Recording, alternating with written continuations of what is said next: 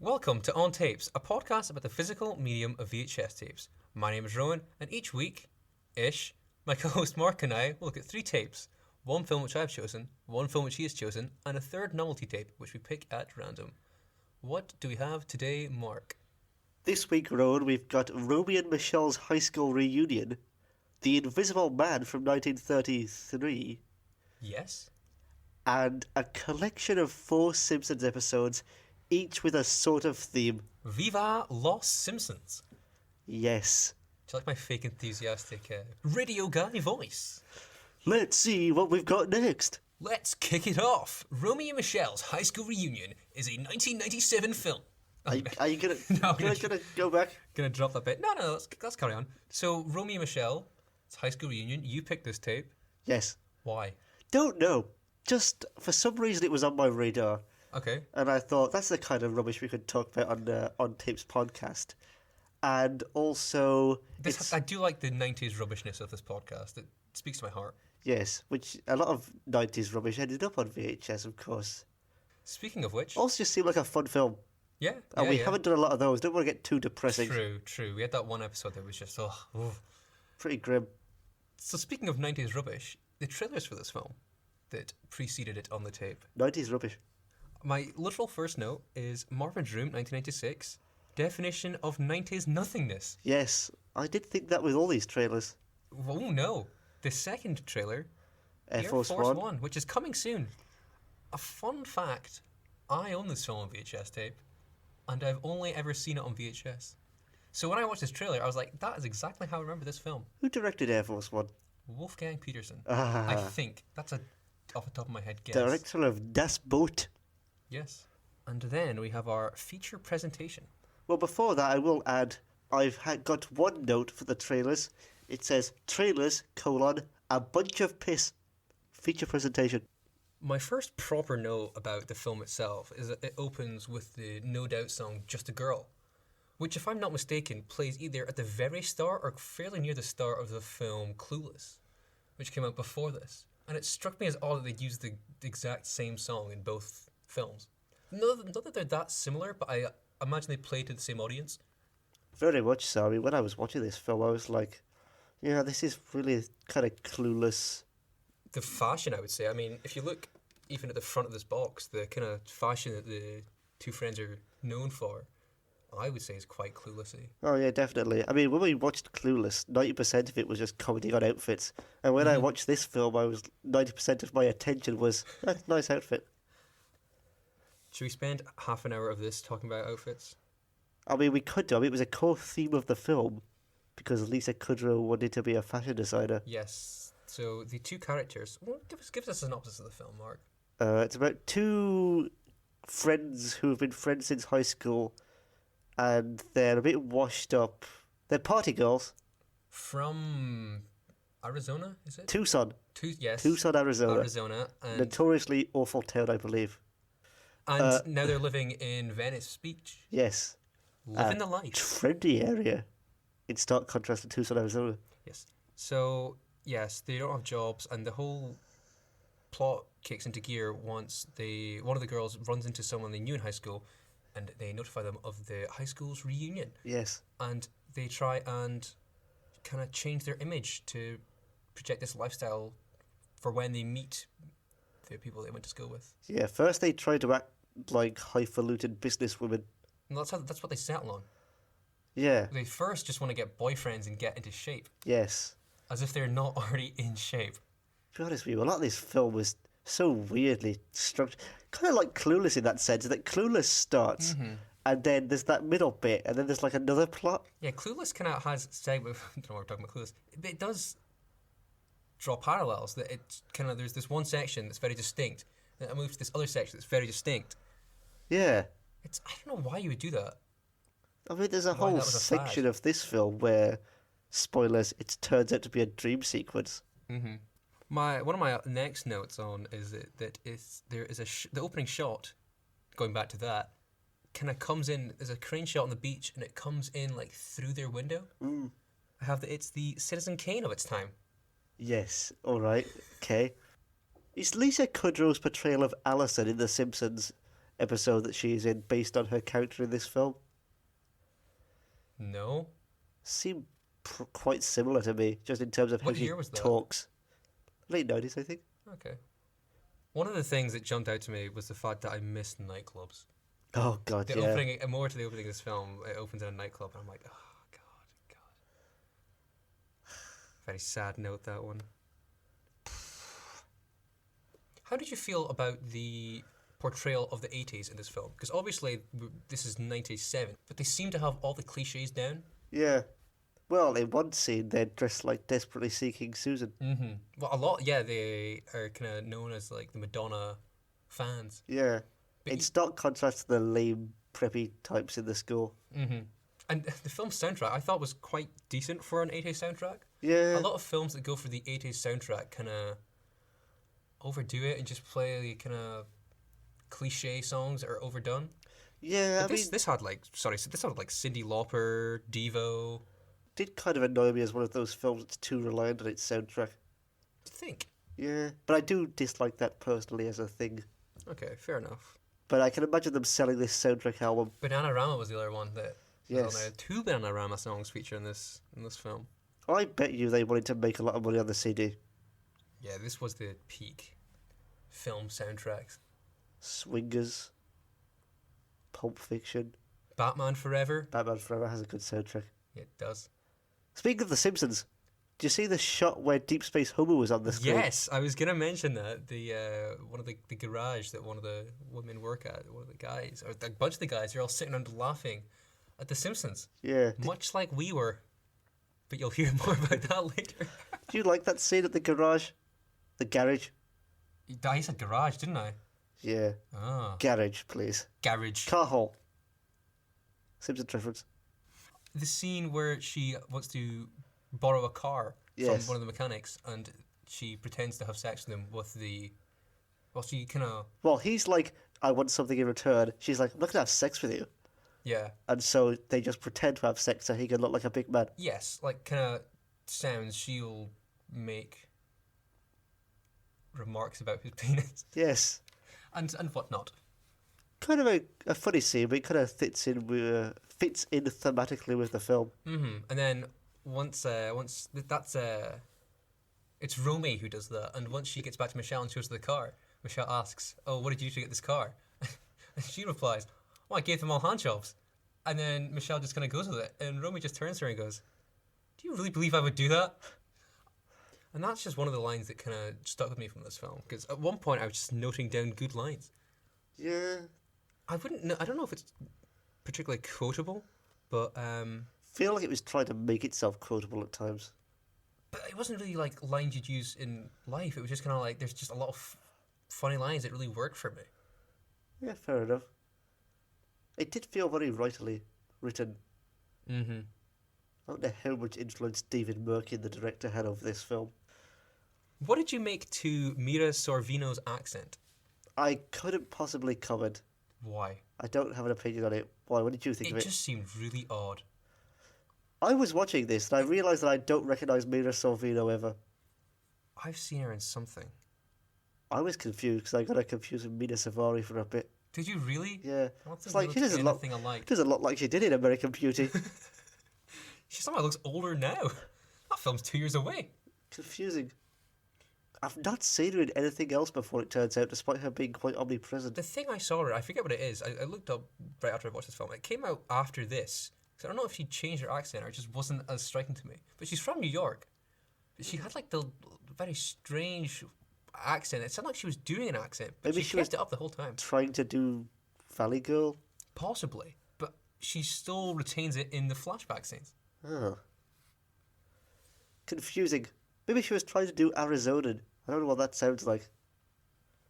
So eventually they end up going to their high school reunion and pretending to have invented post-it notes. Yes. Which they only call post-its. I also noted that. I didn't like it. There's something else that comes up later on in The Simpsons where they don't put a word in there that I would have. Yeah. But yeah, they refer to them as post-its. Post-it notes. Which I guess post-it is actually the name of the brand if you actually look at the on-brand post-it notes. Well, this inspired me to go on the Wikipedia page for post-it notes. Here we go. Here's a 'cause rabbit hole. it is, in fact, invented by the person later on that Janine Garofalo says it was invented by. Art Fry? Well, yeah, they Something wouldn't like lie that. to her in business school. No. Apparently, the post-it company had like a monopoly on post-it notes until the 90s or something. Okay. And now they've tried to, because they've lost that patent.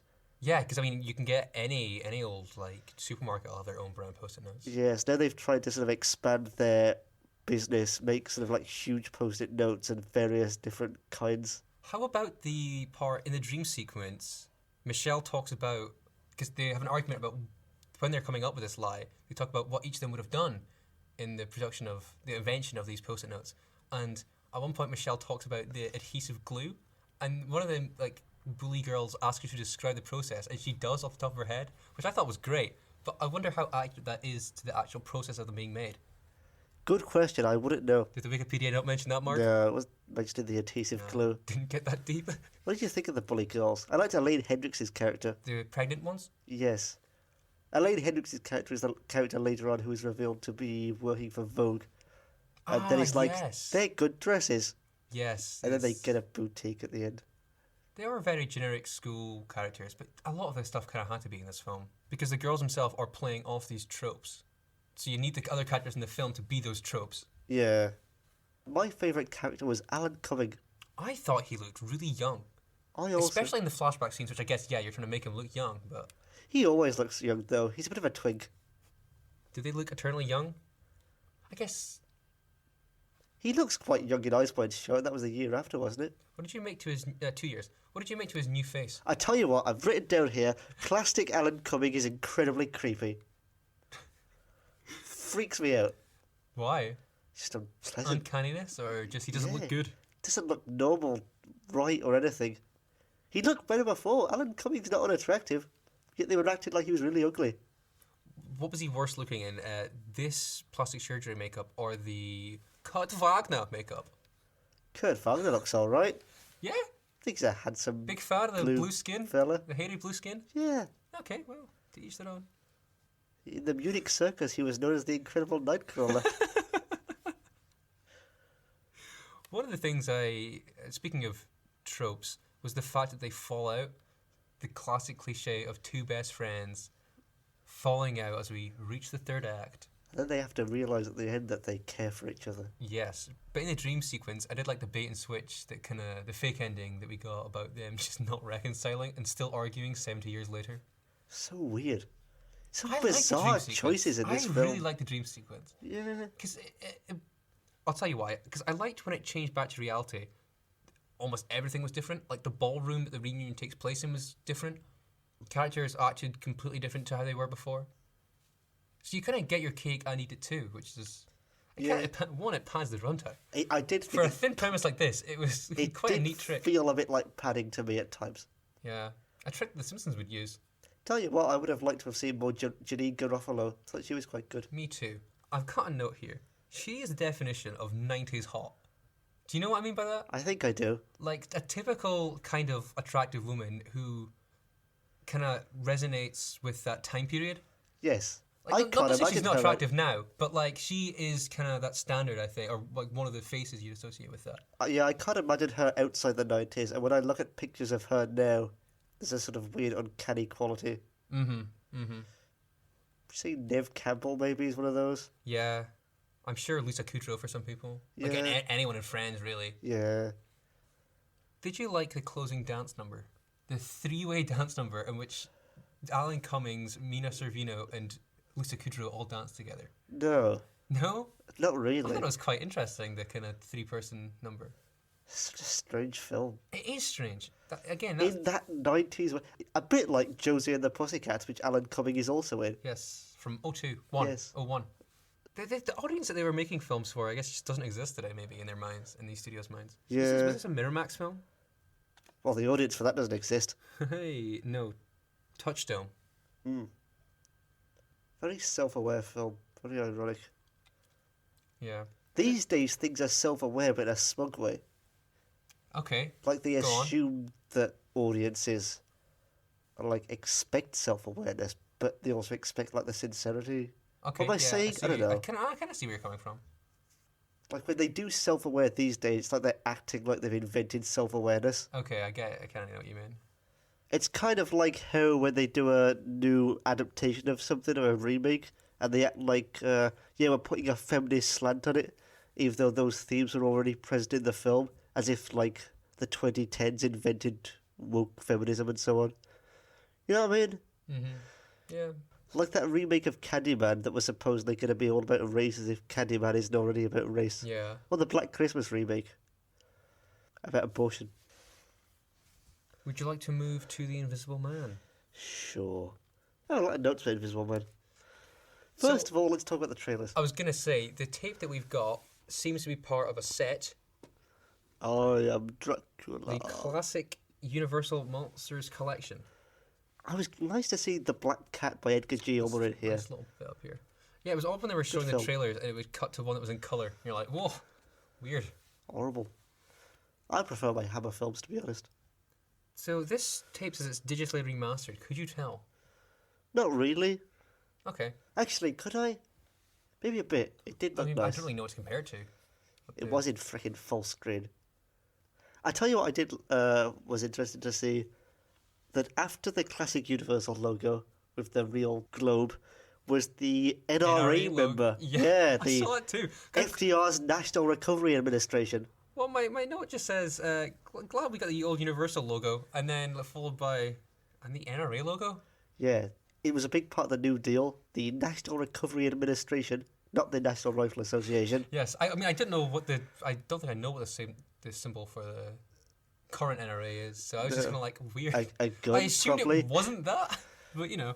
Yeah, that has only started like a few months earlier, I think. I know, it's bizarre to think about, isn't it? So weird. Yeah.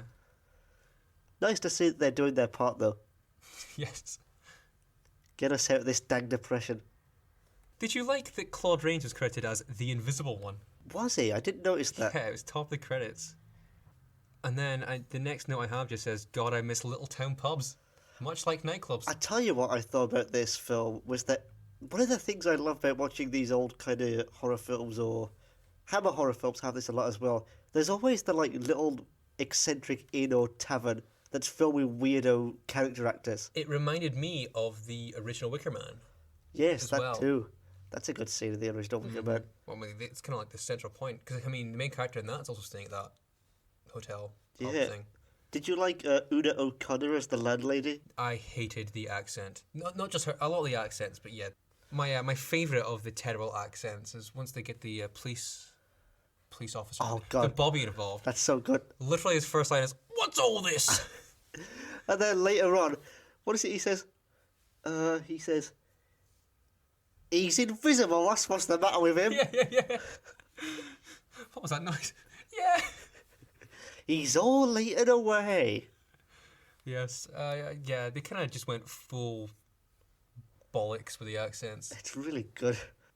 One thing I noted about, just a thought that came to me when I was watching, is it's incredible how they managed to have a character literally called the Invisible Man to have such an iconic look. Yeah. Like, if the you see bandages the and the bandages and the glasses? glasses, you're like, yeah, that's the Invisible Man. Cool glasses as well. Yes, they changed throughout the film as he loses and Yes. gathers new parts to his outfit. But yeah, it's just interesting. Like, when you say Frankenstein, when you think of the monster, you see it in your head, and like when you think of like Dracula, you see it in your head.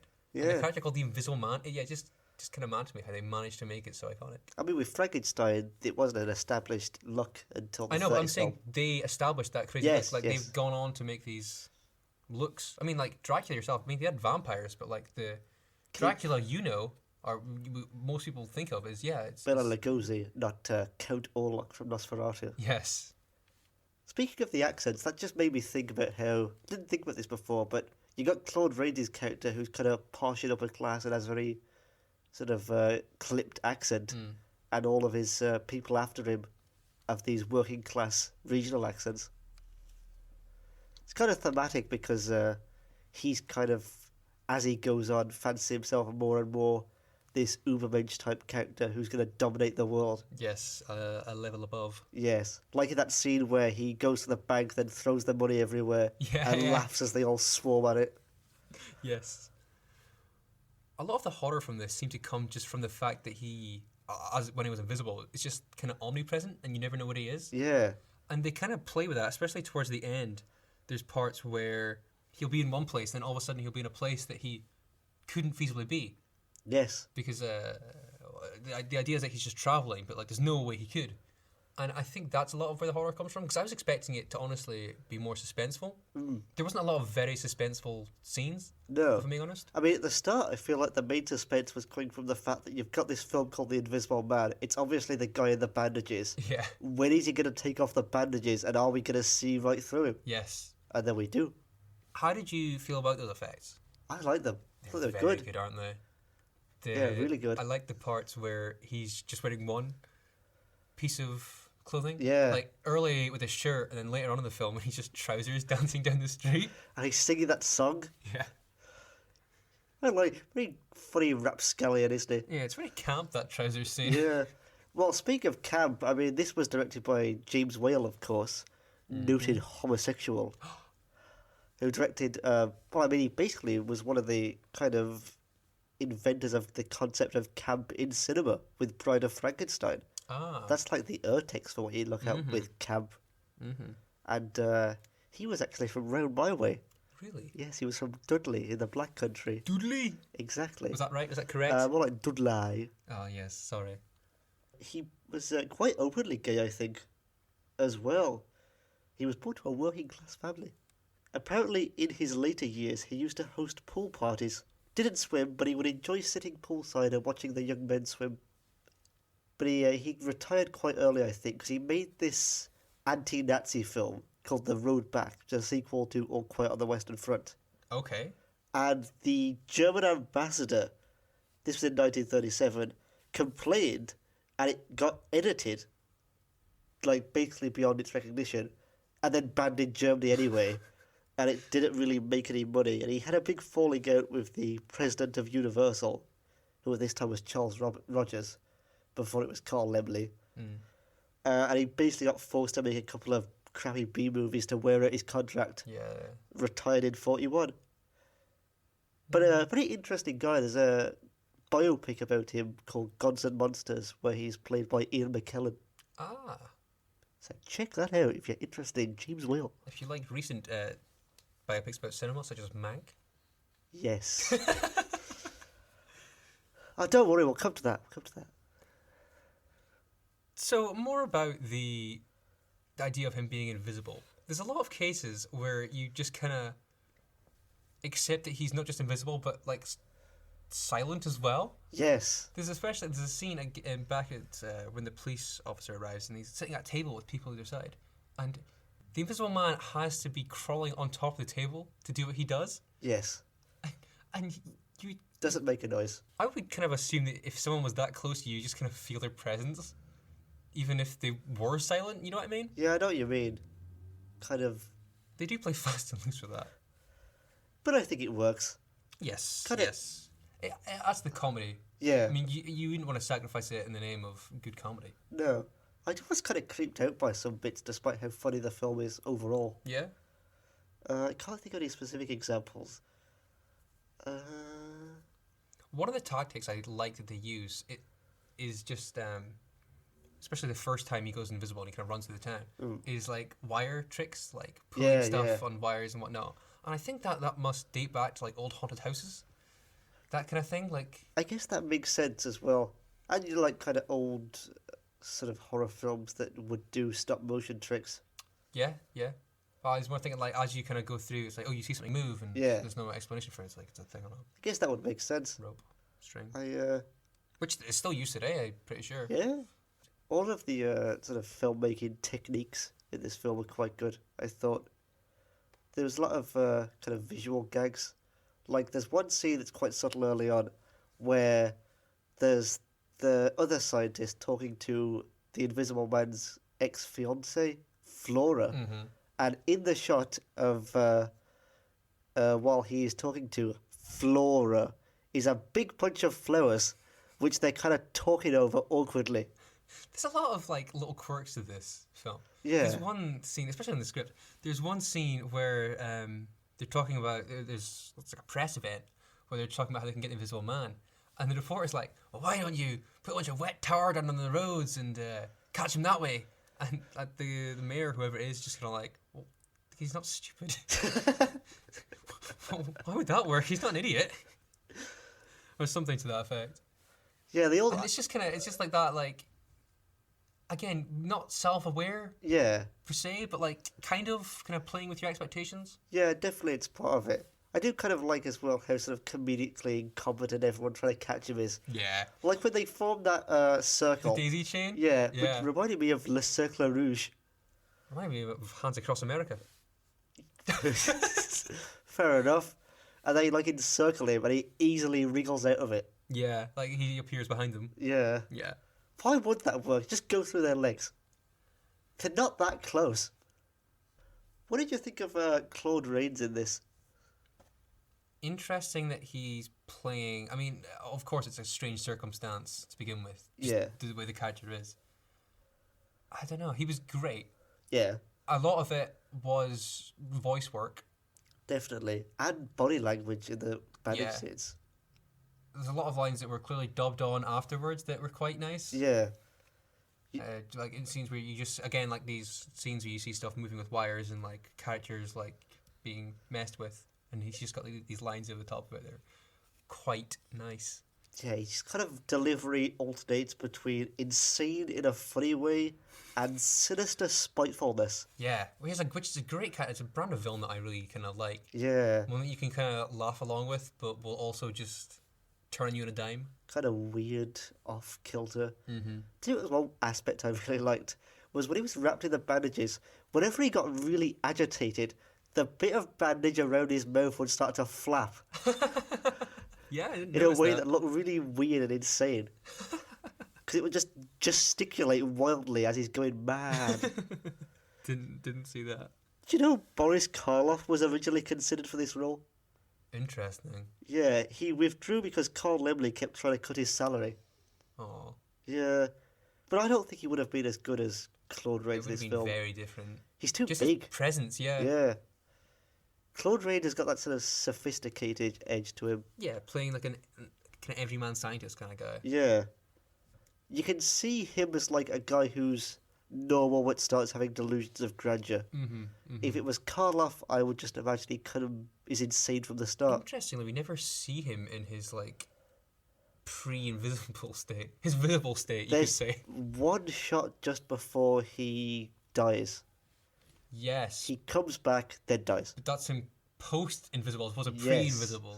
Yes. We never see him normal. Yes, when they allude to him being like a great scientist or whatever. We never actually see any of that Which stuff. I like. Yeah.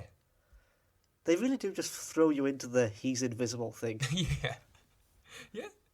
Which is what you want. Yeah, no, it's pretty good. What is this film? 90 minutes or so? Something Maybe like 100? that. Yeah, you just Maybe kind of even. get in, hit all the notes, trim all the fat. Great. Based on H.G. Wells' novel, which you Yes, mentioned. yeah. Apparently H.G. Wells quite liked it. Interesting. Yeah, which I wouldn't have thought because I assume it's more comedic than the original story. You'd imagine so. I'm sure authors like when their work takes, or some take on a kind of presence of their own. Yeah. But I'm sure some kind of would rather their source material was stuck to more rigidly.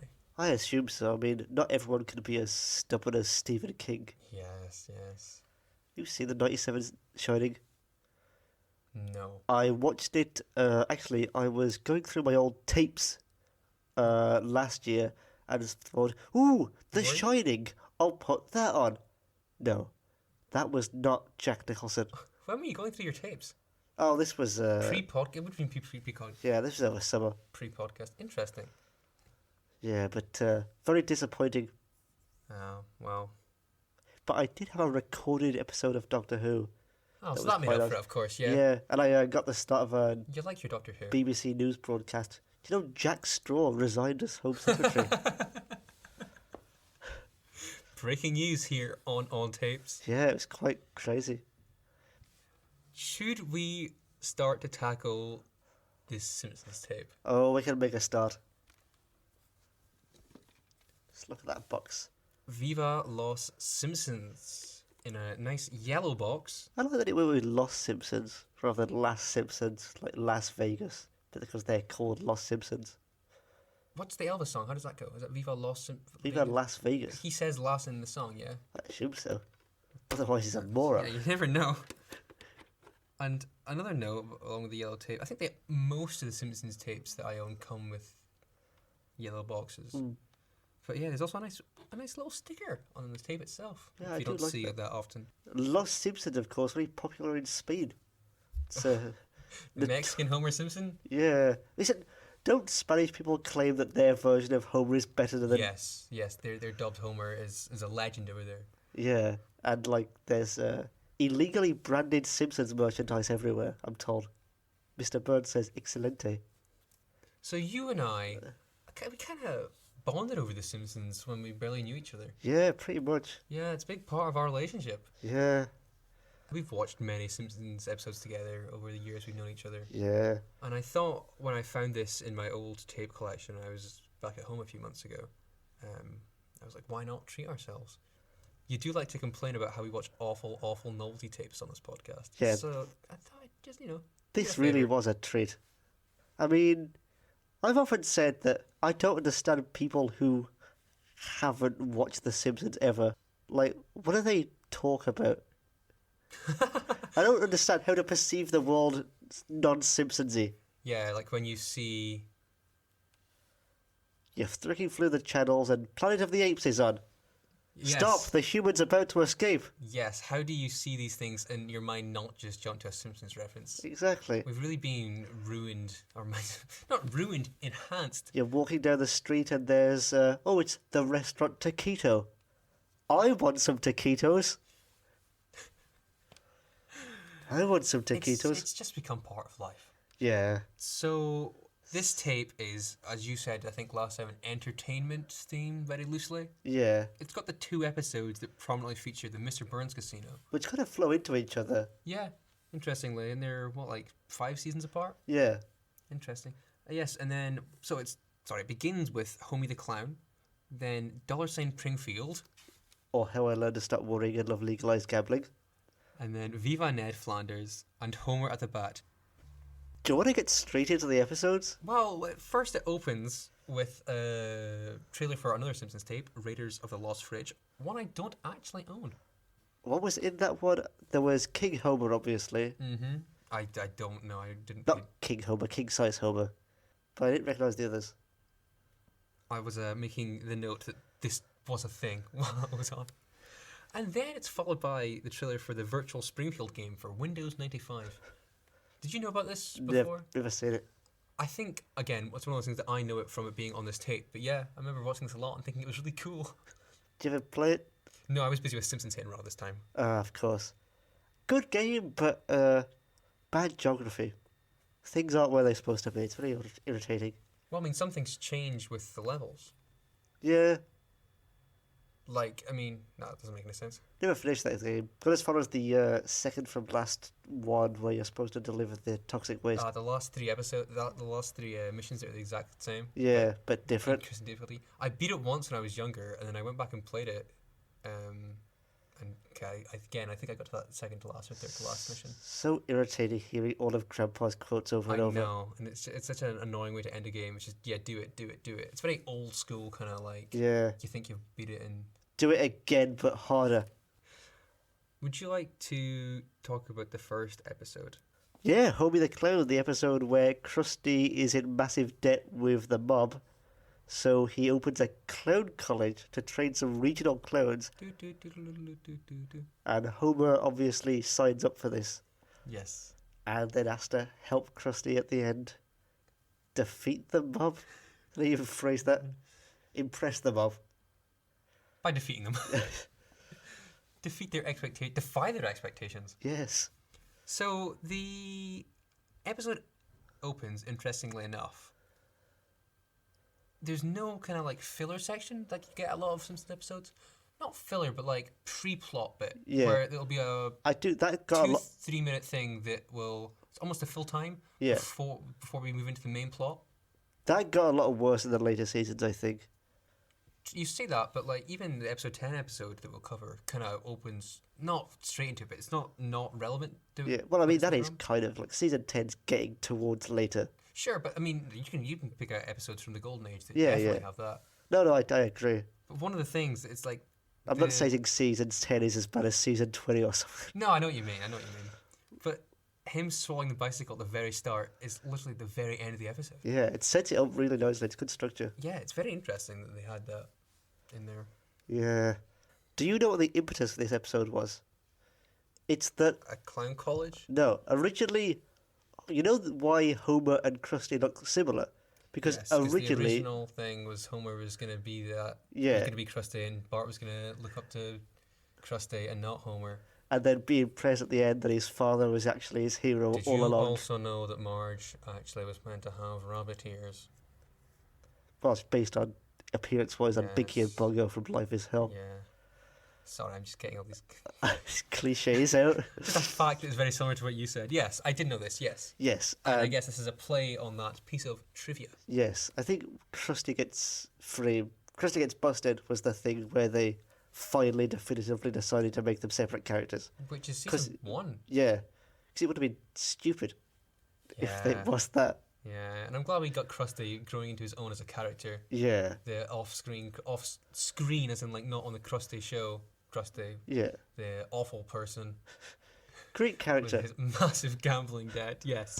There's a lot to Krusty as a character, aside from being he's a bad entertainer. Then there's the fact that he's Jewish, his various addictions. His just family life in general. Yeah. Good character. I'd like to ask you a question about Krusty. Yeah. What Krusty brand product would you like to own? Good question. I do like that Krusty bust. I've been looking for a bust. What do you want? Busty the Clown? What the Krusty brand lady shaver? No, the riots, what's the crowd control signs? Yes. Yeah, Krusty says get back. yeah, get one of those up between you and I. So the episode starts with Krusty complaining to his accountant that he's not got any money. While lavishly spending money. Yeah, burning notes and lighting cigars with them. Yes. They then sort of do variations on the joke as the scene plays out. So he's in the background. burning like a necklace of pearls. Mm-hmm. Then Fat Tony shows up, flanked by Liggs and Louie. Yes. And to solve his money problems, Krusty's accountant gives him the only reasonable way out of this: open a clown college. Yes. Because he's literally merchandised every single other possible, conceivable thing he could Yeah. to make a quick buck. And bets it on ridiculous bets with the mafia for some reason. Like when he goes double or nothing on the opera, Yeah, and Fat Tony asks him who he likes. the tenor. The tenor, of course. He only allows it because they crack him so consistently up. Something which runs in the family. Yes. Do you like Fat Tony as a character while we're on him? I think they use him too much now. No, they do. But back in the day when he was like Joe Mantegna was like a recurring guest, Yeah. and you would get him maybe like once every couple seasons. Yes, they use him quite well. Apparently Joe Mantegna really loves just playing Fat Tony. Yeah, He I will knew that, happily yeah. show up at any time. Yeah, they kind of took advantage of that, I suppose. Yeah, I mean, there was that awful episode later on where he dies and he's replaced by his cousin Fit Tony, who then puts on weight and becomes Fat Tony, so nothing changes. I remember the later episode with the son, and Bart like Yeah. did carpool with him. Yeah, His son Michael, yeah. Fat Tony's surname. What is Fat Tony's surname? It's been Anthony Fat Tony Anthony or something. I think it's also Fat Tony D'Amico. Couldn't tell you. It's changed, as so many things in The Simpsons have. So Homer is driving down the road excited for New Billboard Day. Yes. Interestingly, now on my walk to work, I walk past multiple billboards. Have the same reaction. That rhymes. Actually, I don't take much notice of them. Yeah. I'm gonna start though. One of them is an animated one. So you're Two of them saying are. that those billboards don't affect you whatsoever, much like Homer with the Clown College. No, well, I do know one of them is for glasses. I do need new glasses. I do. Not affected by that Clown College at all. No. Gets home. Gets home. This scene is like kind of creeped me out back in the day, I think. Yeah? All the clowns being weird. Yes. I like that look on his face when he's making the The potato. yeah. Big top. Is that what you call it? Yeah. Top? like in Close Encounters of the Third Kind. Yes. The rest of the family just look creeped out by this entire situation. Such a great... There's so many good, like... They're well directed, those old episodes. There's good shots. If we stop and talk about every good shot and every good line, we are going to be here for hours. Okay. But I'll talk yes. more later on about how good the direction was in these episodes. But How yeah, you don't get that now. Homer goes to the college. Seattle! We yes, we get a montage of him learning the ropes of being a crusty. Just gag after gag after gag. It's very good. And then he gets gigs as Krusty. And this is one of those iconic like Simpsons memes. I think it's just permeated. Yeah. That has just permeated into the mainstream. But it's just so relevant to so many things. Yes, the Krusty burglar, Yeah. which Homer supposedly beats to death. Do you want to do the line? No. You do it. Okay, no. We'd like more Krusty burglar lore though. We don't get enough of that. That's a character I'd like to see a full episode on. I'm sure they've done it. I'm sure they've done a Krusty burglar episode. Apparently, Matt Groening initially thought this scene was too violent. A bit. The Estonian dwarf character doesn't show up that much. Oh, it is that same guy, isn't it? Yeah. Lisa. Yeah. He plays Lisa in Bird's Air. But then again, who cares what Matt Groening thinks? Because he's not directly involved with the development of the show. And hasn't been since, like, season 1. Who are you angry at here? People who value his opinion? Yeah. Or him himself? I feel like Matt Groening gets so much credit for, like, the show. Doesn't help that he wrote his name on everything, including on Homer's Homer. head.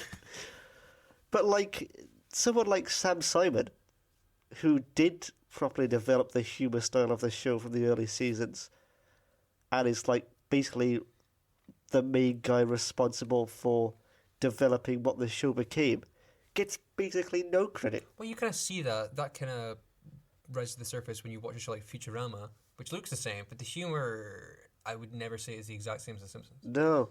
And even then, did Groening really have that much influence on Futurama No, either? but when you think of Matt Groening, you think of the shows he did. Yeah, well, Oh exactly. yeah, this looks like a space version of this. He It's just the kind same of guy. developed the characters Same and jokes. the concepts and sort of the broad arc. And occasionally they would be like, "Is this okay, Matt?" And he'd go, "Yeah, whatever." And named them all after his own family. Yeah. He really did have his fingers in everything. I think David X. Cohen was the main driving force behind Futurama. Yes, it was. Yeah, his name is big on the credits. Yeah. We, So didn't, Dick Cavett. Oh, we didn't mention Johnny Unitas. yes. He has a haircut you can sit your watch to. This is a great episode of like celebrities popping up. Yeah, and just callbacks to other stuff. Yeah. But yes, our favourite interviewer. Dick Cavett. They Dick got him down himself. to a T. Talking about himself. I have only recently gotten into Dick Cavett, and I think I've gotten you into Dick Cavett as well. Yeah. And I couldn't have told you that he had a Simpsons appearance. No, I totally forgot about this. And then I was just reading. didn't know who he was, so I kind of erased this scene from my mind. I was reading about this episode the other day, knowing it was going to come up. I was like, we'll get some good talk out of Dick Cavett. The only thing missing was that he wasn't taking credit for various racial injustices. Was it talking about how he can relate to the black experience, the gay experience? Which he did do in Love real him, life. but he goes off on places that I can't go to with him. Can I just elaborate on that for a second by saying that, like, in his Richard Pryor episode interview that he Yes. did, he's like, well, I kind of understand the black experience. Yes, same with the interview he did at one point with Ian McKellen. Yeah. He kind of talks about how he can relate to the gay man. Yeah.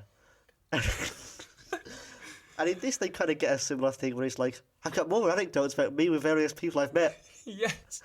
How his claim, his whole thing is that he knows Woody Allen. Yeah. Yeah, he does know Pretty Woody impressive. Allen. He knows Woody Allen. Just know Woody Allen. Yes. And it's And then before, he's like, yeah, let me tell you about the time I met Groucho. Or had dinner with Groucho. I wonder how much of this was like was his established personality to people at this time in the 90s. Like, had this become his thing? Because we noticed it watching his old 70s interviews, but I guess it was such a thing that the writers of The Simpsons did I guess picked so. up on it too. Apparently, they said that it was the meanest they've ever been to a guest star, but Dick took it sort of all fairly on the chin. He seems like the kind of guy who would. Yeah. Again, we're making these jokes about him, but he comes across as quite a nice guy. He has some humour about himself. I mean, even in that Cassavetes Ben Gazzara Peter Falk If interview. you are watching if you are listening to this podcast right now, please go and watch Dick Cavett interviewing Peter Falk, John Cassavetes, and Ben Gazzara. I then watched the film Husbands. It's quite a good promo for that film. Yes. I mean, you'll want to once you finish watching the interview. But yes, Dick Cavett. What a great forgotten celebrity appearance. There was another celebrity reference in the film with George Carlin in the episode. George Carlin. He stole George Carlin's bit. So he's a thief, is he? So, yes, as the episode goes on, Homer... And there's also a reference to the Maltese Falcon in one scene. Fat Tony is sat in that chair in a similar low angle to Sydney Greenstreet. Continue. So as this episode goes on, Homer kind of realizes that he can take advantage of people thinking he's Krusty, and that goes on until the mob, who are now after Krusty, who has run away from them, kind of try to kill him because they think he's Krusty because he's being so open about the fact that he is Krusty. Fat Tony orders a total world search. Yes, and he does pass them. Yes. So then, yes, he gets kidnapped. Krusty. When they try to assassinate Homer, they're shooting at him. They run out of bullets, and they say, "Let's go to Big Five to get more ammo." Apparently, the Fox News censors were like, "No, we can't have that. We can't say people are going to Big Five to get ammo." And then the David Murky, the director of the episode, was like, "Well, they do sell ammo." And then the Fox censors went, "All right." Good. Glad they cleared that one up. They kidnap Homer. Yes, they kidnap Homer, bring him to their headquarters, and they want him to do the bicycle trick from the start of the episode. To impress the Don Vittorio. Yes. Based on Italian stereotype. Yeah. Kind of based on Don Amici, I think. But he can't do the bicycle trick. It's been established. Yes, while he's going through his training to be Krusty, he gets into some... He attempts the trick multiple times to... I was going to mention to her, when he's doing the montage for that trick, they kind of alternate between it, but they get so much variation out of him messing up the trick. Oh, my favourite in a funny way. My favourite is him when the kind of loop goes in itself and Ty's running and it's to waddle off. It's such a good shot of him just waddling out of frame. The bit when he's going through the tunnel, the loop, when he's trying to impress the mafia, and he goes up, you get the angle from his point of view. He goes down, he wobbles, and they're just knocking at him. Yes. Then Krusty shows up to save him. Then we get the classic, I'm seeing double here. 4 Krusties. Yes. By legs. So then they both have to go through the loop together. Yes, and they do. Yeah. And first they elaborate... go through an elaborate thing. Yes. Didn't realise until we watched it today that when he hits the glasses off his head, it plays the Godfather melody. Yes, and land the trick, and they get away with it. Yeah. Well, now they're just not going to kill Krusty. He still has to pay his debt. $48. We're not going to do the gag. Watch it yourself. You'll enjoy it. So that's the first of 4 episodes. From there, we move on to $sign Springfield. Or How I Learned to Stop Worrying and Love Legalised Gambling. I was so happy with these 4 episodes. We've got 2 great Burnsy episodes. And as you know, Burnsy is my favourite. Yes. You've very much embodied him in some aspects of life. Some aspects. Well, not elaborate on that. You've commented before about how I call him Burnsy because he's my friend. Yes. The two of you have a bond. Yes. He understands me. So the plot of this episode, basically, the town has no money. And as usual. Is a terrible place. As usual. Who is it? Is it Skinner who comes up with the idea originally? Yeah, Skinner suggests the idea to introduce legalized gambling into Springfield. Well, it starts off with a newsreel. It does. About Springfield being a city on the grow. Citizen Kane reference 4002. Yes. In The Simpsons. It's very similar to the News on the March newsreel. Yeah, there's a lot of sort of good gags in this newsreel. Again, with these old episodes, parallels to real life, or old in real life. In real life? It doesn't make any sense. Again, one of the things I like about these old episodes, the classics, is that it's just gag after gag after gag. They don't just do the thing where, oh, we've got a joke, we'll have that joke for the scene. That'll run that scene out onto the next one. I think I listened to the DVD commentary for this. Apparently Bill Oakley and Josh Weinstein just love the old-timey stuff. And if you watch their episodes, it's all old-timey stuff all the time. And you get it later on with Master Burns. Yeah. We'll come to that. Going back to what I said about Homie the Clown going straight into the plot. This one opens with the whole Kissinger glasses bit. Yeah, yes. And the bit I alluded to earlier was when Homer talks about the right triangle, which to me I would call a right angle triangle. Yeah, Yeah, I think it's an American thing. He all of a sudden can do maths, but he is slightly off with what kind of triangle it is. Homer finds a pair of glasses in the toilet, immediately puts them on without washing them. Of course. And then we later discover that these glasses belong to Henry Kissinger, who is visiting Mr. Burns at the plant. You get that great interior monologue. Must not let them know that I've dropped my glasses in the toilet.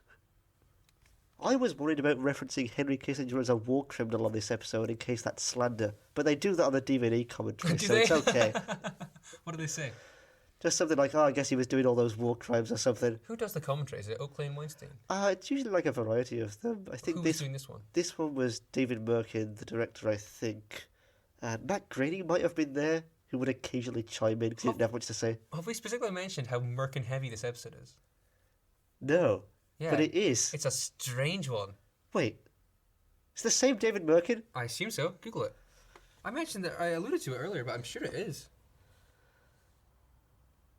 It was David Silverman who directed the last episode. It was Wes Archer who directed this episode. Ah. So maybe I'm wrong. But, Merkin Where am I had getting his... David Merkin from? No, he's a producer. Yeah, of course.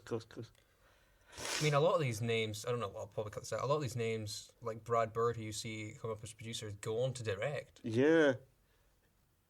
So is it the same David Merkin? Yeah, no, it's him. Yeah. Okay then. Shout out to David Merkin, I guess. We've already pretty much done a shout out to him. The whole show is that. Yes. We got away from this, but at the beginning we were talking about how we can find themes within the episode. Yeah. So, fun fact, did you know David Merkin's favourite film was The Invisible Man, 1933? Really? But yeah, So yeah, they decide to, at the town meeting, Quimby's got a flight ticket in his back pocket. Mm-hmm. And then they come up with this plan. Yeah, and Mr. Burns announces, by building a casino, I can tighten my stranglehold on this dismal town. Which he does. Everyone cheers. And yeah, they built a casino. And, Yeah. Well, we get the flashback when he's talking about his childhood days on the boardwalk. Yep. Driving the bumper car. cart. And he drives into the back of this worker there, who is like, you have to... And then he realises it's little Mr. Burns, Master Burns, and allows him to carry on crippling him. Yes. And Mr. Burns laughs for a long time. And then my favourite part of that joke is when he then goes, what was I laughing at? Oh, right, that crippled Irishman.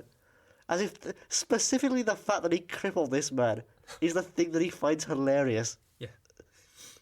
While Mr. Burns is talking about building a casino, then we have a montage of various people who offer to build it for him. We start off with Britannia, very offended by that scene. Confused about the Streets of Sussex reference. Then there's the Woodstock Sussex guy. is a place in England. Yeah, but it's not like a town. I think it's not like a town. Don't know. Then we get the Woodstock guy, and then we get the sea captain. Apparently, at the time, the writers were really into the sea captain. They would just go through phases when they get into characters, and they just I like that. insert the sea captain into anything. That's probably how characters become the characters we know. Pretty much. Apparently, after like a year after this, it would be like Cletus. They just Yeah. put Cletus in everything. Yeah.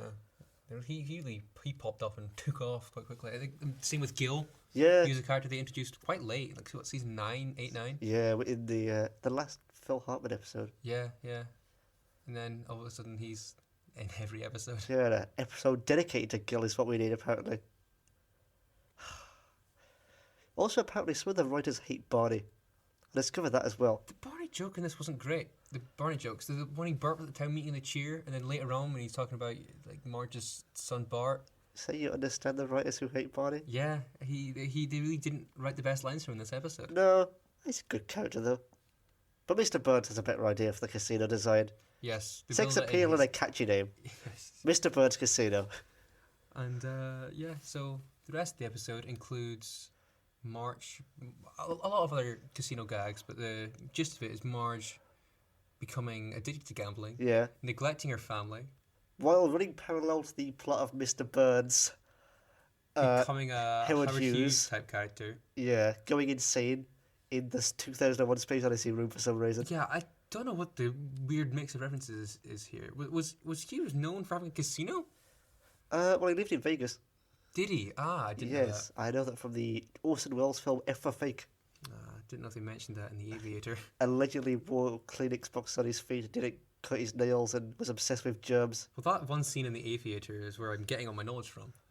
The one where he's held up in the room and he's just got he gets the bottles of milk in and he just pisses in those bottles afterwards. He's got a big long line of piss bottles. They're all covered in filthy germs, aren't they, Smithers? It's a great close-up on Smithers there with the germs in his face. Yes. They also Very close up. really like the shot later on where Homer's running amok in the casino and he appears on all of the different screens. Well, this plot is also running the C plot. Yes. In the background is Bart's casino. Yeah, there's a lot going separate. on. Yeah, they juggle a lot here. Yeah, Bart's got a casino in his treehouse. Yeah. A rival casino. Because the guy at the casino tells him he'd like to see it. He tricks Robert Goulet into performing at the casino. Yes, a casino. A casino. And then all while this is happening, Lisa has needs a costume for her geography pageant. Yes. Where did you go as for your school's geography pageant? I don't recall. Maybe not a state. Maybe a county. Yeah, she wants to be Florida. Yes, but Marge neglects the process of building a costume for her. So she wins a consolation prize for her parents having had no input on her costume, despite Homer working tirelessly and physically injuring himself to create this outfit. She's brilliant. She's stood next to Ralph, who has a square sticker that says Idaho. Which is a perfect Idaho costume. It really is. The only monster here is Gambler. Gambler. That's a great moment of Homer sort of doing the bit where Homer is stupid, but then he does this elaborate sentence about how he's going to snatch your mother back from his neon claws. And Mr. Burns built a model plane, just like Howard Hughes used to. Yes, and wants Smithers to hop in. Yeah, it's just a model. Model? So, of course, eventually Homer gets Marge to snap out of it and come home to the family. But that's the thing, she doesn't snap out of it. She retains a gambling addiction forever. Yeah, it's one of those weird things that's kind of thing they will call back to. Yeah, which is good. I mean, it would be unrealistic for her just to be like, no more addiction. That's true. It's interesting how they treat addiction in that sense. Yeah. I mean, one of the things, jumping ahead, the next episode, if you're ready to move on to that.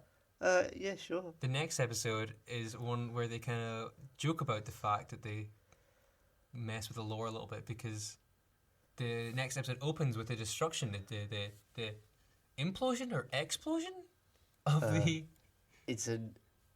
It is an explosion. It was supposed to be an implosion. Yes, that's the joke I'm making. Yes. Of the Mr. Burns casino, and they talk about it, and the fact that they also reference the town moving and all the stuff that they kind of happens in episodes, but they don't reference a lot because it would just complicate things. This is very much that structure that we spoke about, where there's the start, then the middle bit, then the end. Sure, in the fact, well, like, interestingly, they come back to it mid-episode. Yeah, the plot doesn't really kick in until mid-episode. No, because this episode is about Homer realizing that Ned is old. Yeah. Is 60 years old and trying to help him embrace life, and so they go to Vegas. Yeah. Question, is the fact that Ned is old ever referenced before or after? It's been referenced since. Way after, yeah. Yeah. It's interesting. It's almost like an Armin Tamzarian moment. It is. It's like this weird retcon that they throw in there just for the sake of this one episode. Just to do something. And no one ever refers to it as that kind of character shifting thing. Because it doesn't change that much, but it is just odd. It's odd to me. Do you like Neddy? Yeah. Me too. I don't like his little wiener kids. The shot of them in the car with Rod there. Roddy's weird looking. Don't like him. They are freaks. Also, Maury's insufferable. So Ned goes to Homer to try and help him embrace life. When he is he's doing little things like growing out his mustache. Yeah. But he goes to Homer, who is roasting a chicken from his chimney. And in that scene, did you notice that Ned makes a Cypress Hill joke? Yeah, I don't like that kind of thing. Which is so weird for him. Like, you're talking like someone who listens to Cypress Hill wouldn't be this goody two shoes. They're literally the whole point of the scene is portraying him to be Yeah. I always dislike. I feel like they did that more in later seasons. Yeah. Out of character jokes. Mm-hmm. Which once in a very sort of not often while is okay, but when you kind of stretch the premise of the show and the reality of the show too often, Where that becomes the kind of main jokes you yeah, hit on. Yeah. then it starts to properly break. And that's kind of what happened. I feel like. There's also a similar joke later on when Ned talks about the only comedy he likes is Bob Saget. Yeah. Which is, I think, is like a joke. The fact that he would be referring to the Bob Saget that you know from like Full House. Yeah. Being the clean cut family comedy guy, where his stand up is definitely not that. Yeah, yeah. Which I think is that kind of joke, but I don't know. It's Remember another instance of that. Remember when he went to that Christian Rock show? But it was Chris Rock. No, I don't remember that. So they end up going to Vegas. Yes, they're to Vegas, so Yeah. Homer can help. Well, they want to go to the Mr. Burns Casino. Yes. It's obviously just been destroyed. And yeah, they go to Vegas and marry two waitresses. Second appearance of Gunter and Ernst, I believe. Yes, after the last episode we watched. Yeah, based on Dollar Sign Siegfried and Roy. I think people are going to like that. I keep calling it $Sign Springfield. I hope so. And also, first appearance of the Moody Blues. Yes, indeed. Which is a strange one to throw in there. I guess they must have had some tie to Vegas. Also, first appearance of Ginger and Amber, who yes, return. They come back as well. There was a one scene where Neddy quotes Deuteronomy 7 as a reason against gambling. I googled that. Apparently, according to Deuteronomy 7, God commands Israel to exterminate the indigenous population of the Canaanites. That's not relevant. I also think that we have to mention the appearance of a VHS tape in this episode. Yes. When Amber and Ginger, again, not memorable characters. In the scene where Amber and Ginger are proving that the fact that they are married to Homer and Ned, they pull out a VHS tape. Yeah. Do you like this episode? I don't dislike it. Yeah, it's right. It's all right. It's not. I mean, after the highs of I guess all three other episodes on this tape, it is a lower point. But I don't think it's a bad episode. No. See, I've spoken to people before who aren't Simpsons people as much as you or I, for example, who've been like, yeah, I don't know why you're always slagging off the later episodes. Then they've come back to me and been like, oh yeah, I watched like season 5 followed by season 18. It is a bit of a decline in quality. But that's how I grew up watching The Simpsons. Yeah, I mean, just on Channel 4. Yeah, it's and like, previously BBC 2. It's like, oh, Monday is, I don't know, the monorail episode, and then Tuesday is like the Return of Ginger and Amber episode. It's like, they're all over the place. Or your favourite New Kids on the Block. Great episode. It really is. You know, I will die on this hill. It really is. I will die on this hill. Fair enough. It's a season 12 episode that is one of my favourites. Some good gags in it. Of course, watching The Simpsons on at 6 p.m. it would always be the way I heralded the evening. I get home from school around 4. Then there's the bit before the evening. Simpsons evening. Yes. Hollyoaks. Yes. Or My Name Which Is you Earl. can find our thoughts on the Hollyoaks in the archives. When are we getting a My Name Is Earl tape? Oh god, that's on you. Great show. Should we move on to the final episode on this tape? Yeah, sure. Homer at the Bat. This, I think, is the first great episode. It's season 3. I don't know how far through season 3 it is. It's midway, I think. Okay. The first 10 out of 10. Okay, I'll give you that. Yeah. I mean, I like some of the earlier episodes, like Brush with Greatness, I think is quite good. There's lots of great episodes in season 2. Of course. Less so in season 1. When you're talking about, like, the must-see Simpsons episodes, yeah, that kind of start to define the show after its initial, like, Bart boom craze. It's season 3 to 8, around about. Yeah. Give or take. Yeah. I mean, season 3 has Stark raving dad in it, and I hate that episode. Well, this is the point where, like, they've had their Michael Jacksons and their Hoffmans appear, but this is like... This is lots of guest stars. This is very much weighing on the guest stars for the comedy. Yeah. If they'd made up the baseball players, yeah, it probably would have worked, but, like, the fact that it's... I mean, I'm not even familiar with these baseball players, really. No. But the fact that they got the actual people and they can use their names is quite good. And they all agree that their profile has been raised by The Simpsons. Yeah. I mean, yeah, it stands the test of time. Yeah. Immortalized them almost. So the premise of this episode. It's a shame that Mr. Burns couldn't get the original players that he wanted. That's what I'm saying. The premise of this episode is the power plant that Homer works at, Homer and Co. It have a local baseball league, softball league, sorry. All the classic plant guys are on it. Homer, Lenny, Carl, Charlie. I miss Charlie. I like Charlie. Yeah, I guess his most well-known moment is the dropping the pencil. Yeah. Dental plan. Lisa needs braces. Dental plan. Lisa needs braces. Dental plan. But yes, so the plant has a team, and then Mr. Burns makes a bet.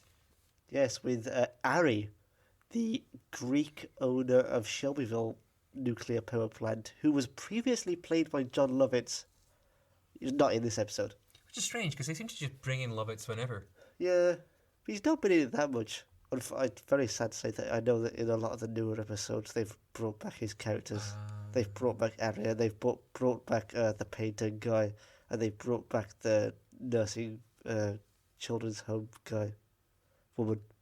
Why? I don't know. They've got nothing left. It's horrible. I was watching a trailer for one of the new episodes, and it's just depressing. Trailers for Simpsons episodes, not just like something like that. Clips. Julie Kavanagh sounds old and sad. And oh. let her retire. Do you remember a few years ago Harry Shearer tried to retire? Yeah, And I think like, so. oh no, please. I'll give you more money. Yeah, and he came back. All right. So in the episode, Mr. Burns ends up bringing these ringers in. Yeah. Initially, he shows Smithers his chart, and they're all players who've been dead for 100 years. Yes, so he just kind of trusts Smithers, I think, to Yeah. go find out like the current crop, the cream of the current crop, which includes There's Steve Sachs, Wade Boggs, Don Mattingly, Daryl Strawberry, Mike Socha, Jose Canseco, Ozzie Smith, and Ken Griffey Jr. well done. And I know nothing about baseball. I know Daryl Strawberry from Frasier, Frasier. and I know Jose Canseco from Just Being Insane. He's the one that's on Twitter, right? Yeah. Yeah. Follow Jose Canseco on Twitter if you don't. And he has there's good details about Jose Canseco coming up. So Really? Okay. So yes, so he brings them in, finds some jobs for them at the plant. The rest they just make up jobs later. yeah, And we haven't even mentioned the fact that Homer has a special bat. what I was gonna say, they replace the current team, Yes, who've actually been playing quite well, especially Homer. with Wonder Bat, which he forged from a tree that got knocked down. Yes, which inspires the rest of the players in the team to also make their own special bats. Yes, Um, Charlie has his sister's Sister's wooden leg. Yeah, and Lenny's got like a bedpost. yeah. And So Then they go against the new players briefly when they're practicing. in practice, yeah, Yeah, I think it's Wade Boggs who throws the pitch to Homer and destroys the bat. instantly destroys the bat halfway through the episode. Yeah, and we should mention that this is like Homer's pride Yeah, here, and that he kind of it's set up that that's the heart of the episode. yeah, Homer wants to appear to his family to be this great guy. And later on in the episode, when he's been benched, he talks to the family. And he's like, "I don't want you guys to watch me just sitting on my ass." Yeah. And they're like, "We do that every day," which is great because you think, yeah, Homer really does just have his own image in his mind. Like the family encourage him and whatever, but like, I mean, if you want to see Homer's image of himself, you've seen Springfield. yes, The cutaway to him muscle bound. I'm doing the pose of a muscle man right now. Yeah, Marge with green hair and the rolling pin. Apu with 3 heads. So I said to the president, I said, "Get this," So yes, but unfortunately, team looks great, and Mr. Burns says and he's hypnotized them all. yes into That cooperating with him. Yeah, with that weird hypnotizing egghead guy. And Mr. Burns says that the only thing that could stop him now is 9 separate unfortunate incidents, or something to that effect. No chance of that happening. I mean, 3 instants possible. 7 is even likely, but 9. And into one of the greatest montages. In his defense, 8 instants. It's only 8. It's not 9. It is. Yes. Yes. So it Yeah. wasn't that likely. The great instance. What is your favorite of them? It might be Wade Boggs and Barney. How does that one go? Wade Boggs gets into an argument in. Is it Wade Boggs? Yeah, it is. Mm-hmm. In Moe's with Barney over who's Britain's greatest Prime Minister. He's in saying Pitt the Elder, and Barney is saying Lord Palmerston. Pitt the Elder. Lord Palmerston. And eventually Barney just knocks him out. Yeah. It's great as well the way they do that. You zoom in slightly every time one of them Yes. says it. Yes. And then Moe says, "You tell him, Bard, Pitt the Elder." My favourite is the Ken Griffey Jr. one. Just because of that one image you see kind of at the end once the... his affliction is... Yeah, Mr. Burns has been feeding... he gives it to the entire team. Yeah. Gives it this like head and nerve tonic Yeah. that Ken Griffey gets like addicted to, and he's drinking it so much that like he gets this deformation. Yeah. He's a huge head and he's like huge calves. And just when you see him at the end in the hospital, it's someone else in the hospital, and then the camera cuts to him and he's just sucking on the bottle in the wheelchair. Speaking of that, like one of the things about this episode's production is that when Birdsey is showing them the nerve tonic, Ken Griffey Jr. takes a swig and really likes it and says, "Wow, it's like a party in my mouth and everyone's invited." Yeah. Apparently, when they were recording that line, Ken Griffey Jr. didn't understand what it meant and got really agitated about it. Oh. Yeah, he had to be coached by his father, Ken Griffey Sr., to do his lines. Do you think goes the other behind the scenes stuff about these incidents? Well, Don Mattingly, his thing is that Birdsey fires him because he won't trim his sideburns. That apparently happened in real life after this. His coach, briefly fired him because he wasn't shaving his hair properly or something. Then you've got the best one of all, Jose Canseco, notable Insane Man. The original plot with him was that he was going to have an affair with Edna Krabappel. Yes. And then he wouldn't be able to play because they'd be sleeping together. And he goes, "I don't like that. You need to rewrite it." So they rewrite it to make him super heroic. And his thing is that he's spending all his time saving all this stuff from this burning woman's house. Yes, and the woman just keeps insisting on him getting more things out. Yeah. He wasn't a fan of the episode at all. He said, "The animation looks nothing like me, although I found the acting quite easy." And then apparently at one point, in 2007, I think it was, someone asked him about it during an interview, and he just goes, "That was a million years ago," and hangs up and doesn't answer any more calls. Yeah. Delightfully insane man. But the rest of them seem to like it. Ozzie Smith says he wants to come back so he can get at the mystery spot. Oh God, that's one they should bring back. Yeah. But I'm sure if they actually, saying that, if they put it back, it would just be more modern Simpsons rubbish. Yeah. Is Steve Sachs really a double bass player? I don't know. Maybe the audience can fill us in on that one. I'd like to know. Tell you who I liked as well, Mike Socia. He just seems quite nice. Yeah. He's really excited about working at the plant. I'm sure if they'd given that to Canseco, he would have taken that as a heroic. Probably. Because he's been portrayed quite well as the plant worker. Yeah, and he gets radiation Can-do poisoning attitude, yeah. and dies. So, yes, of course, all this goes wrong. Everyone is out of action except for Daryl Strawberry, who plays Homer's position. Yeah, so everyone can play except for Homer still. Yes. Speaking of Daryl Strawberry, remember the scene where Homer's like, "Are you a better player than me?" "Well, I don't know you, but yes." Oh, I love the fun that these guys had. I'm sure it was a nightmare for the production staff to wrangle them all, but Yeah, they all paid off. recorded their lines quite separately, I think. Yeah. Apparently it was a nightmare to do the hypnotism scene, because they're all speaking in Oh unison. my God, yeah. I mean, you've heard what it's like to record this podcast. 10 of us. What? What? So yes, I would like to note that the animation on the softball scenes looks really good. Yeah. The kind of action that's going on that's shot really well. I like the animation when Burnsy is doing his signals to Homer. Yes, and then Homer gets distracted. Yeah, and then he gets hit in the head with the baseball. And like Marge, I too was confused about how that makes him win. But it does. Yeah, and Homer, after all this, wins the game and Home run, saves the Homer. day for Burnsy, the real justice of this episode. Just glad that Burnsy won that $1 million bet. Yes. And then there's the final freeze frame photo of the song Yes. with incorrect lyrics. Yes, they talk Yeah. about Ken Griffey's... Grotesquely swollen jaw. Yes, but in the episode, his jaw's fine. It's his aggressive. head. It's everything else almost that's messed up. Talking softball, Mattingly and Conseco. I don't know the rest of it. That's fine. We've got enough of that. Which is a parody of an actual song called Talking Baseball Yes. that was recorded some point before this. Yeah. Nice touch. It is a nice touch. And that is the end of that. How would you rank these 4 episodes? I think they're all great. I would say Springfield, Homer at the Bat, Homie the Clone, Viva Ned Flanders. You're putting me on the spot.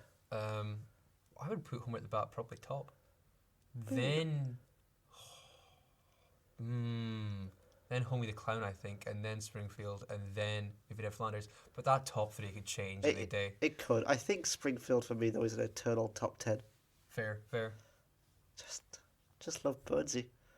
It's like Mountains of Madness is in my top 10 as well. Just good Burnsy. The more good Burnsy, the better the episode. That's my opinion. Yeah, that was The Simpsons. Yeah. Good yes. TV show at Yes. some point in time. Nice that we managed to cover something that we are fairly passionate about. I hope that comes across. I'm sure that was very scattered, these thoughts, but I mean, if you've seen the episode, hopefully you enjoyed us. I hope it wasn't talking about them. just an hour of us going, "Hey, I remember this joke," Yes, which is what real life for us is like, to be honest. Yeah, if you this is kind of the experience of spending time with Ron and Mark is just us referencing Simpsons jokes. So In increasingly absurd and shit-posting ways. yeah. It's a curse as much of anything. Yeah, we stuck quite well to the episodes, not Yeah. the terrible jokes that we do about the episodes. But yeah, that was a little insight into to us, and glad we got to talk about The Simpsons. So next week, do you want to hit me with what you've got for us next week? Yes, Rod. Well, I decided to choose something sort of topical, possibly. There was a film recently that came out about a man, certain man. Oh no. A certain Mank, if you will. So I've got a film by the director of the film that man wrote. Because there was some slander recently, I think, by a certain director who will remain unnamed. Okay. Who said that this guy's later films aren't as good as his big famous film. Hold on. I will present to you The Magnificent Ambersons. Brilliant. Okay, we've spoken about watching this before. Yes. I would love to watch this. It's the only Wells film I haven't seen. Really? Yeah. Okay, The cool. big one. He's not even in it. He's only the narrator. Interesting. Okay. His good friend Joseph Cotton is the main That's character. exciting. So what I've got for you... Which red? It's... Now this is good, 'cause it's a film I've been meaning to watch as well. It's Fallen Angels by Wong Kar-wai. He kind of is in the news as well, because he did those remasters of his new film, of his old films. Oh god, the green remasters? Yeah, Yeah. George Lucas did. Yeah. If you want to open up that box... Ooh! It's a Sealy. Yes, it's a tapes. brand new tape, which I love. I love new old stock Look on forward to tapes. cracking this open and removing its value. Yes. I mean, it wasn't that expensive. No, I imagine not. I don't think VHS tapes are collector's items, surely. Some. So, But yes, Fallen Angels, the Wong Kar-wai film. wonder who I mean, we'll check next week, but that box looks similar to a couple of other boxes we've got. Yeah, you're right. Might look similar to Baby of My Son. Yes, that's the one. Yeah. Yeah. We'll do more of that next week. Which So leads us to the hat. It is in front of me. Just looking around for it, and it's right in front of my face. Can you hear the noise? What sweet music they make. It's on with it. Put the hat down now. Now I shall unfurl the number. 1 in 7, 17. Are you prepared to pass me the tape? This keeps happening. Oh, We keep God. talking. No, it's all good. We keep talking about something, and then all of a sudden it'll just come up. Okay. I'm gonna give you the tape. Serendipitous. Yeah, what the hell? What is it? It's the Happy Mondays party at GMX 25390. So Yes. I guess a Happy Mondays concert tape I think so. from 1990. Yes. Their peak years. And strangely enough, as we were sitting down, I don't know how it came up, but you and I just were talking about Sean Ryder. I said the word baggy. Okay. And as we were sitting down, that was the topic of conversation. Yeah. Full circle, you could say. I think it's just because we're 24-hour party people. Are you excited about this? Yeah, quite excited. Looking forward to seeing Sean in his prime. It does have the text on the back, but in classic Happy Monday style, you can't read it easily, and it's dark where we're recording. I tell a lie, I'm actually looking forward to seeing Bez. There you go. We spoke about Bez and Sean on the Brit Awards episode. Yes, With with Black Black Grave. Reverend Black Grave. Yeah, so part 2 of that. And this is their good band. So you're excited? Yeah, very excited. Grand. Okay. 2 good films, I presume, Yes, hopefully. and a good band. Yes, things are looking positive. So the only thing left to say is, if you would like to, feel free to follow the podcast on Twitter at OnTapesPodcast. Or if you'd like to email the podcast with any questions or queries or corrections, that's ontapespodcast@gmail.com. And now, any closing remarks, Mark? I want some taquitos. Thank you for listening. Goodbye. Goodbye.